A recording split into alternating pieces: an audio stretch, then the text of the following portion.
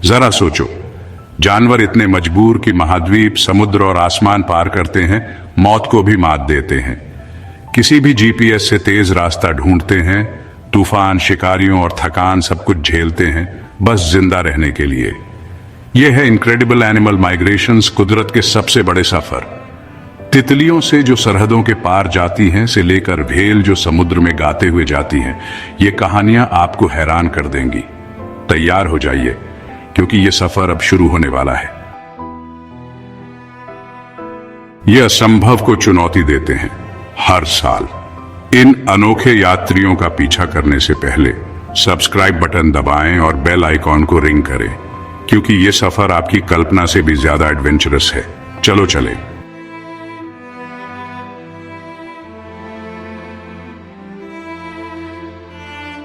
प्रकृति के सबसे छोटे टाइटन्स में से एक मोनार्क बटरफ्लाई के साथ शुरू करते हैं।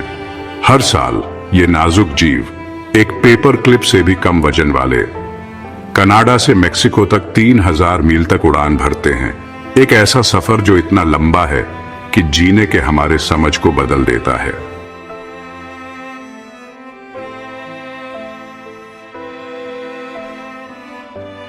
मोनार्क बस माइग्रेट नहीं करते, ये जनरेशन से जनरेशन करते हैं। एक तितली ट्रिप शुरू करती है, अंडे देती है और मर जाती है। उसके बच्चे आगे बढ़ाते हैं जैसे उन्हें पता हो कहां जाना है। जब तक वो मेक्सिको के ओयामेल फॉरेस्ट पहुंचते हैं, उनके परपोते रेस खत्म करते हैं। कैसे? मानो उनके डीएनए में कोई कॉस्मिक मैप हो।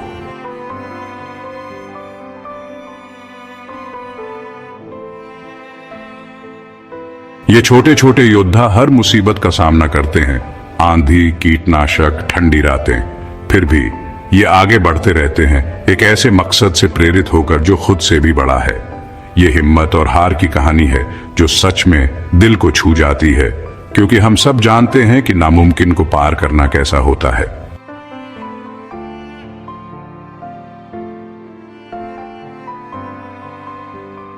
दो 2018 में पीएनएस की एक स्टडी ने एक राज का पता लगाया। मोनार्क अपने एंटीना में एक प्रोटीन का इस्तेमाल करते हैं जिसे क्रिप्टोक्रोम कहते हैं, पृथ्वी के चुंबकीय क्षेत्र को महसूस करने के लिए। यह एक बिल्ट इन कंपास की तरह है जो उन्हें उन जंगलों तक ले जाता है जिन्हें उन्होंने पहले कभी नहीं देखा। क्या बात है!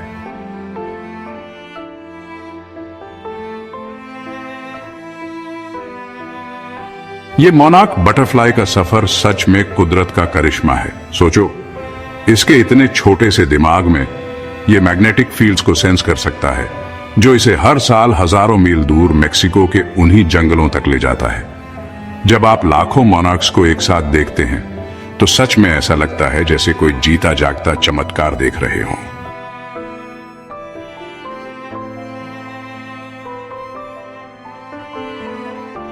चलो अब समुद्र में डुबकी लगाते हैं, जहां हम्पबैक व्हेल धरती पर सबसे लंबे माइग्रेशन में से एक शुरू करते हैं, 5000 मील तक, आर्कटिक के ठंडे पानी से लेके उष्ण कटिबंधीय प्रजनन पानी तक। ये कोमल दानव सिर्फ तैरते नहीं हैं, ये समुद्र में गाते हुए अपना रास्ता बनाते हैं।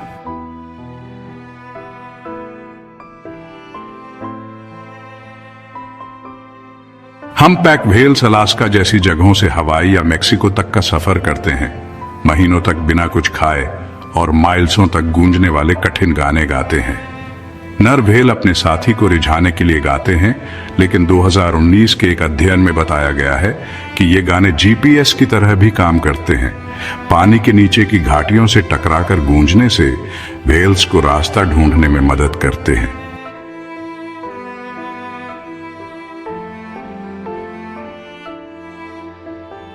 ये सुनो 2020 के जर्नल ऑफ द एक्यूस्टिकल सोसाइटी के पेपर से एक कमाल की बात। हम्पबैक व्हेल्स के गाने हर साल बदलते हैं, बिल्कुल पॉप हिट्स की तरह। एक जगह के व्हेल्स एक दूसरे के गाने कॉपी करते हैं और ये धुनें पूरे समुद्र में फैल जाती हैं। ये एक ग्लोबल व्हेल प्लेलिस्ट है और ये अभी बदल रही है।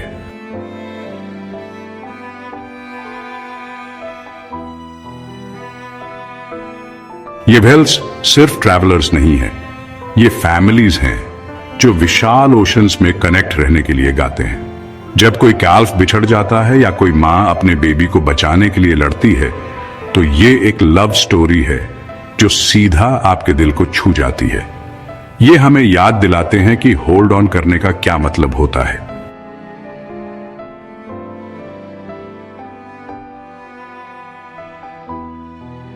लेकिन रुको जरा, ऐसा कौन सा जानवर है जो किसी भी जीवित प्राणी से ज्यादा दूर उड़ता है और हर मोड़ पे मौत को चकमा देता है? ये अगला सफर तो अविश्वसनीय है।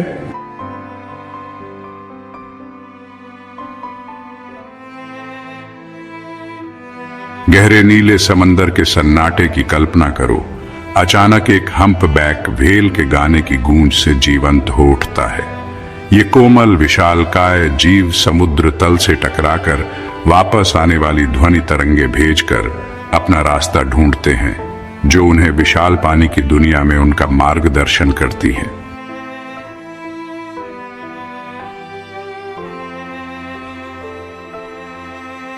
तो मिली आर्कटिक टर्न से सबसे बड़ा सफर करने वाला पंछी। ये पंछी मानो या ना मानो हर साल 25,000 मील उड़ता है, एक पोल से दूसरे पोल तक, आर्कटिक से अंटार्कटिका और वापस, हमेशा गर्मी के पीछे भागते हुए। सच में ये किसी भी जानवर का सबसे लंबा प्रवास है, एक ऐसा सफर जो ग्रेविटी को ही चुनौती देता है।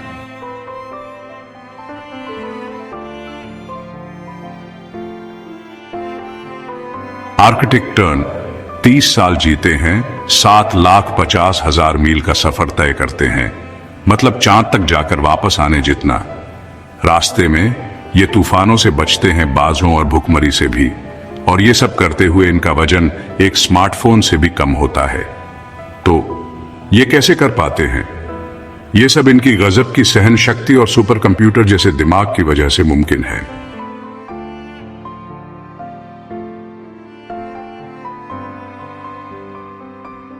तो 2017 में साइंस एडवांसेस की एक स्टडी ने जियोलोकेटर्स यूज करके टर्न्स को ट्रैक किया और पता चला कि वो असल में हवा के रुख का फायदा उठाने के लिए घूमकर रास्ता लेते हैं ताकि एनर्जी बच सके।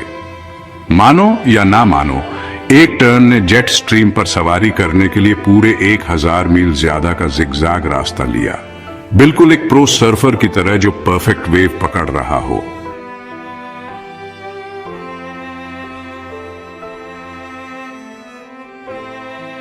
ये पंछी बस उड़ नहीं रहे हैं, वो अपने बच्चों, अपने साथी, अपने फ्यूचर के लिए लड़ रहे हैं। उनके पंखों का हर फड़फड़ाना एक वादा है आगे बढ़ते रहने का, चाहे कितनी भी मुश्किल क्यों ना हो। सच में ये डेडिकेशन और सैक्रिफाइस आपको रुला देगा।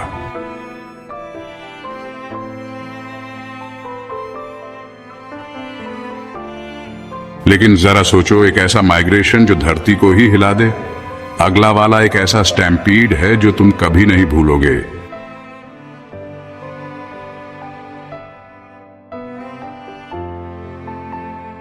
आर्कटिक टर्न धरती पे किसी भी जानवर से ज्यादा दूर सफर करते हैं, एक चमकदार रास्ता बनाते हुए ध्रुव से ध्रुव तक। लहरों को छूते हुए उनकी पंखें हवा में काटती हैं। सूरज की रोशनी हर पंख को एक ऐसे नृत्य में पकड़ती है जो पूरे विश्व में फैला है।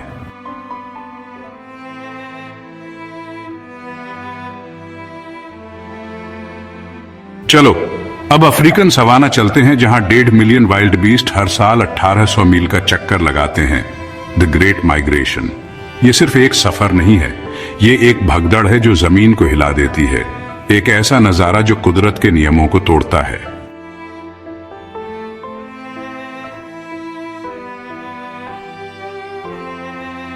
बारिश के पीछे पीछे ये वाइल्ड बीस्ट्स तंजानिया और केन्या में भागते रहते हैं, मगरमच्छों से भरी नदियों को पार करते हैं और शेरों से बचते हैं। ये तो पूरा केओस है, लेकिन कोऑर्डिनेटेड केओस है। ये एक ही ऑर्गेनिज्म की तरह चलते हैं सर्वाइवल के लिए। इस माइग्रेशन के बिना सेरेंगेटी का इकोसिस्टम कोलैप्स हो जाएगा।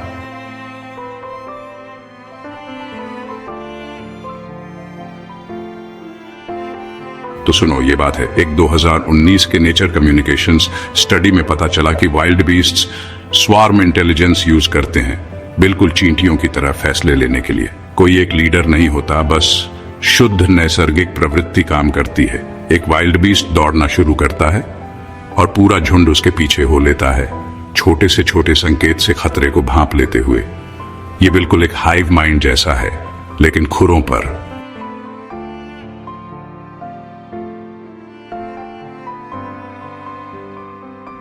हर एक वाइल्ड बीस्ट, आपको पता है, पूरे झुंड के भले के लिए सब कुछ दांव पर लगा देता है। जब एक मां अपना बच्चा खो देती है तो उसकी चीख उस गहरे दर्द को दिखाती है जिसे हम सब समझते हैं। लेकिन जब झुंड एक को भी बचा लेता है तो यह एकता की अविश्वसनीय जीत होती है। यह एक पावरफुल रिमाइंडर है कि साथ मिलकर हम सचमुच अजेय हैं।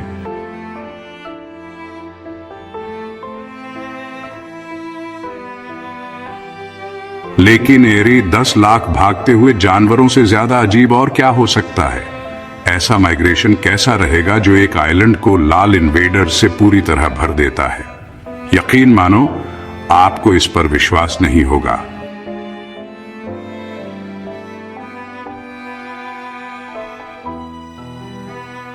वाइल्ड बीस्ट एक साथ एक जिंदा नेटवर्क की तरह चलते हैं, झुंड में सिग्नल भेजते हुए, जैसे वो धूल में उछलते और घूमते हैं, हर जानवर एक लय में।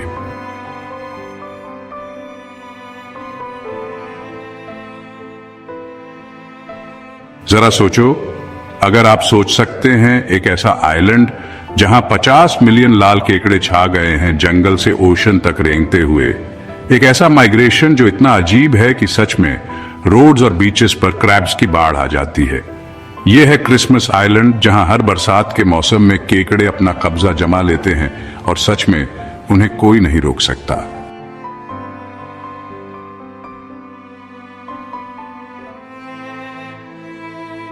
ये केकड़े इंडियन ओशन में अंडे देने के लिए 5 मील तक चलते हैं, पानी की कमी, शिकारियों और रास्ते में इंसानों से भी लड़ते हुए। मादा केकड़े हाई टाइड में अपने अंडे देती हैं, फिर जंगल वापस चली जाती है। ये एक पूरा सफर है, बस पूरी लगन का।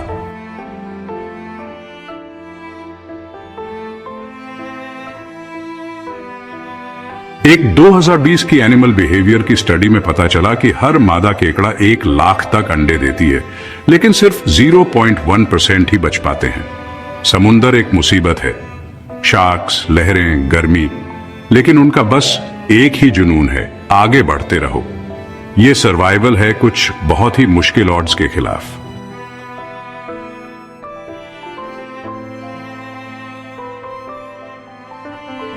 ये केकड़े बस जी नहीं रहे हैं, बल्कि एक एक करके छोटे छोटे अंडों से विलुप्त होने से बच रहे हैं।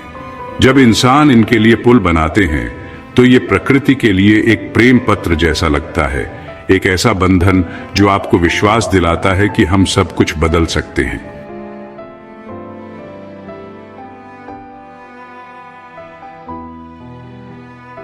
लेकिन ये जानवर अपनी जान जोखिम में क्यों डालते हैं? राज इनके दिमाग में छुपा है और सच में यह हैरान करने वाला है।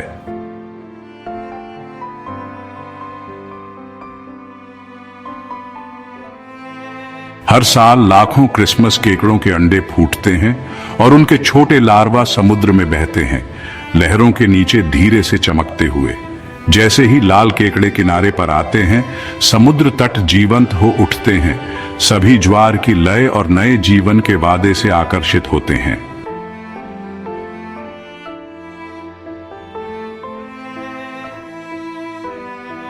इन महाकाव्य यात्राओं के पीछे क्या है? ये सिर्फ सहज ज्ञान नहीं है, ये जीव विज्ञान है, लाखों वर्षों में निखारा गया है। जानवर तारों, चुंबकीय क्षेत्रों, यहां तक कि गंध का उपयोग करके नेविगेट करते हैं, ऐसे दिमाग के साथ जो सच में हमारी तकनीक को शर्मसार कर देते हैं।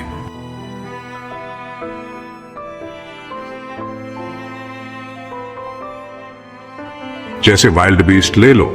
2018 की इकोलॉजी लेटर स्टडी में पता चला कि ये सैकड़ों मील दूर से बारिश को सूंघ सकते हैं, जिससे इनका विशाल माइग्रेशन शुरू होता है।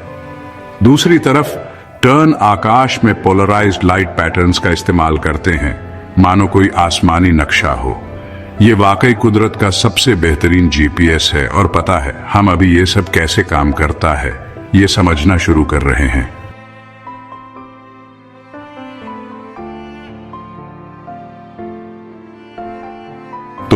2021 में नेचर के एक पेपर में पता चला कि माइग्रेट करने वाले जानवरों में एक खास जीन होता है जिसे PR2 कहते हैं, जो उनके शरीर की घड़ी को मौसम के हिसाब से सेट करता है। केकड़ों से लेकर व्हेल तक ये माइग्रेशन जीन अलार्म की तरह बजता है और कहता है निकलने का समय हो गया।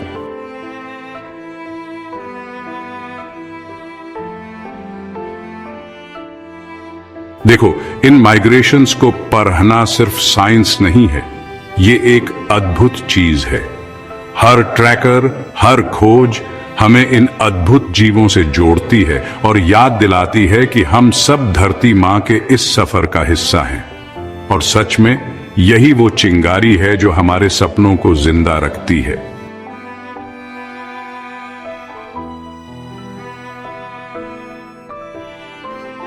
लेकिन यह सफर खतरे में है और आखिरी मोड़ आपके दिल को तोड़ सकता है, तो मेरे साथ बने रहिए।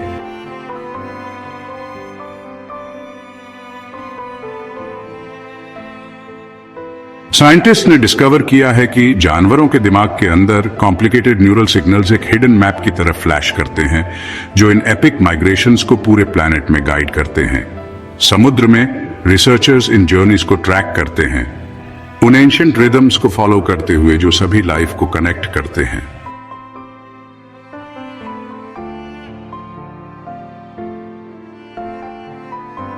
ये माइग्रेशंस वाकई कमाल हैं, लेकिन इनको खतरा है। क्लाइमेट चेंज, डिफोरेस्टेशन और पोल्यूशन जानते ही हो, एनिमल्स के मैप्स बदल रहे हैं। मोनार्क्स के फॉरेस्ट्स कम हो रहे हैं, वेल्स के ओशंस में शोर बाराच रहा है और टर्न्स को हवाओं से लड़ना पड़ रहा है। लेकिन होप है, अगर हम कुछ करें।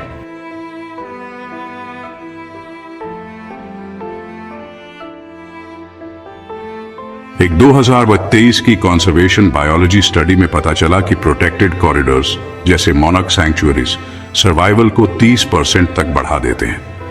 व्हेल माइग्रेशन रूट्स को शिप्स के आसपास से भी रीरूट किया जा रहा है। हम सिर्फ जानवरों को ही नहीं बचा रहे हैं, हम कुदरत की सबसे बेहतरीन कहानियों को बचा रहे हैं।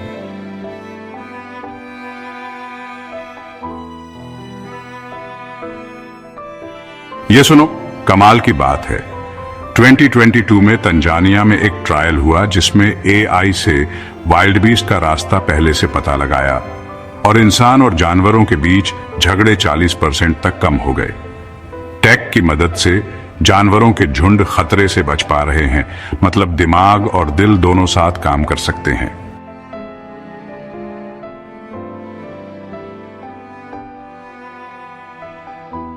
हर एक कदम जो हम उठाते हैं, पेड़ लगाना, समुद्र किनारे की सफाई करना, इन यात्राओं को जीवित रखता है। ये सिर्फ जानवरों के बारे में नहीं है, ये हमारे बारे में है। एक ऐसी दुनिया चुनना जहां अद्भुत चीजें फलती फूलती हैं। ये एक ऐसी विरासत है जिसके लिए लड़ना जरूरी है।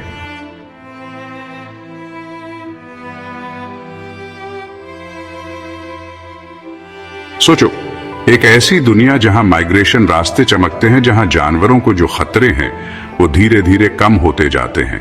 सोचो, सेरेनगेटी में जानवरों के झुंड खुलेआम घूम रहे हैं, जैसे कुदरत चाहती है वैसे फल फूल रहे हैं। अगर हम सब अपना काम करें तो भविष्य उम्मीदों से भरा हो सकता है।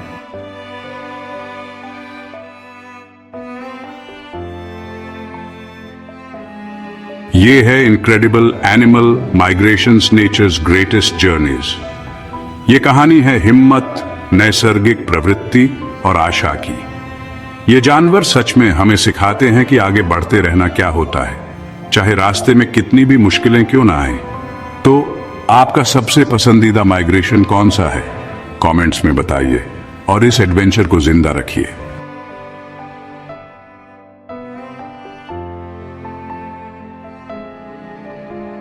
अगर ये देखकर आपका दिमाग हिल गया तो लाइक बटन दबा दो, अपने दोस्तों के साथ शेयर करो और हां, ज्यादा वाइल्ड टेल्स के लिए सब्सक्राइब करो। अगली बार हम एक्सप्लोर करेंगे the creature that never स्लीप्स। Keep chasing wonder.